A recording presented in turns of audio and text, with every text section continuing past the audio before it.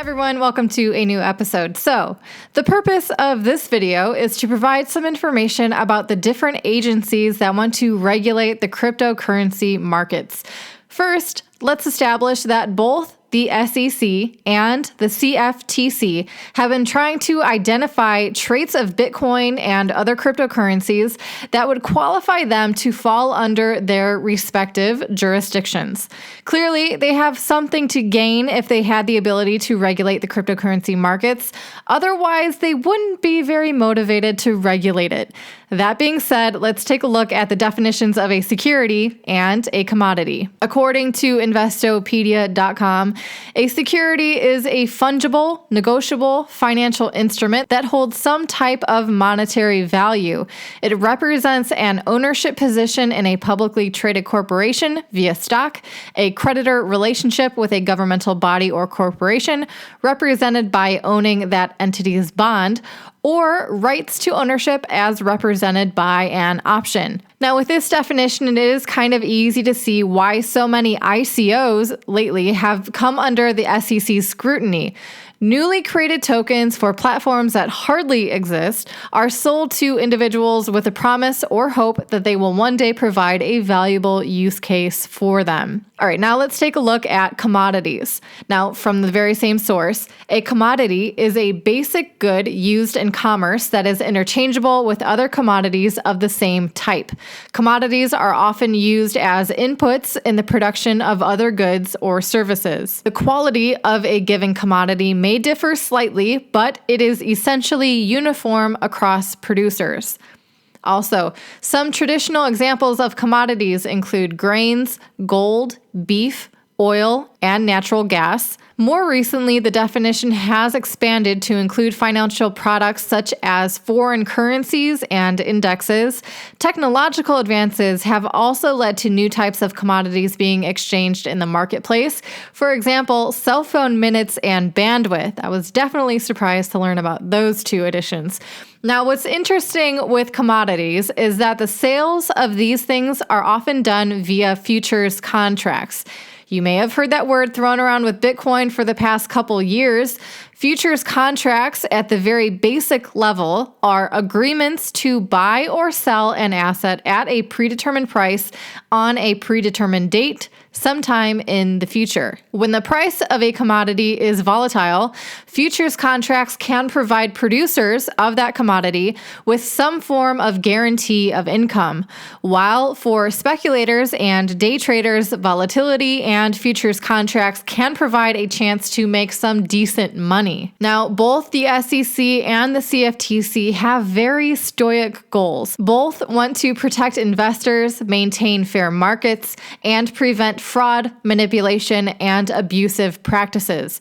But it only takes a quick DuckDuckGo search to discover that there have been plenty of cases of fraud that exist in both the securities and futures markets, despite these agencies' existence. They may be intimidating enough to prevent a certain amount of fraud, but no doubt scams can be found everywhere. And most of the time, these agencies are reactionary after damage has already been done. All you have to do is take a look at Charles Keating, Ken Lay, Bernie Madoff, and Alan Greenspan.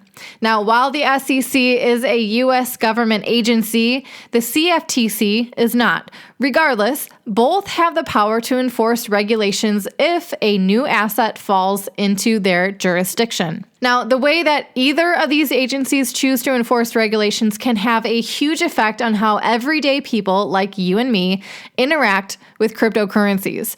Heavy regulations could mean that cryptocurrencies can only be traded on certified exchanges.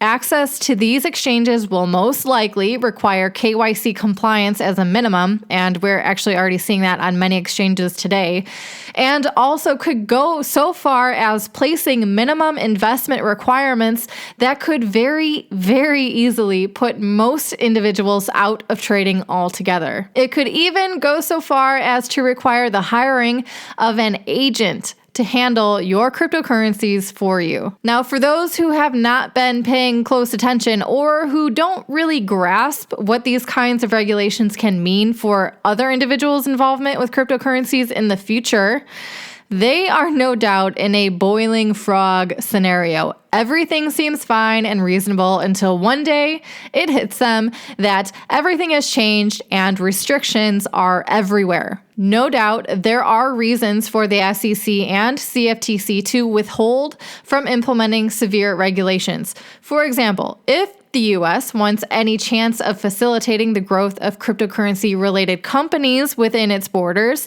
friendly regulations will, of course, help this. If you want to know how regulations can play an effect on where companies set up shop in the US, take a look at the companies who left New York shortly after BitLicense was instated. Companies like Kraken, Bitfinex, Genesis Mining, Poloniex, and Local Bitcoins, among others, all left New York.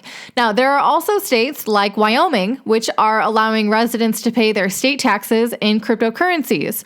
Globally, Switzerland and Malta are no doubt benefiting from being crypto-friendly, and this could very well ensure their significance in this new tech era. It's a delicate balance of finding the right amount of regulations that can curb fraud, but also facilitate innovation. A balance, mind you, that can very easily be disturbed by those hungry for power and influence, which can very easily and most likely result in benefiting the big corporations and snuffing out any chance of success for new, smaller companies. I can't make a video about all of this without the reminder that Bitcoin has existed for nearly 10 years now. It has allowed for a great number of people of all ages, from all walks of life, from all levels of income, to take part in the purchasing and trading of cryptocurrencies in a very free way. It's a beautiful thing and something that can very easily continue on without the introduction of these agencies. If heaven forbid, the iron fist comes down, you better believe you'll be thankful that decentralized exchanges exist.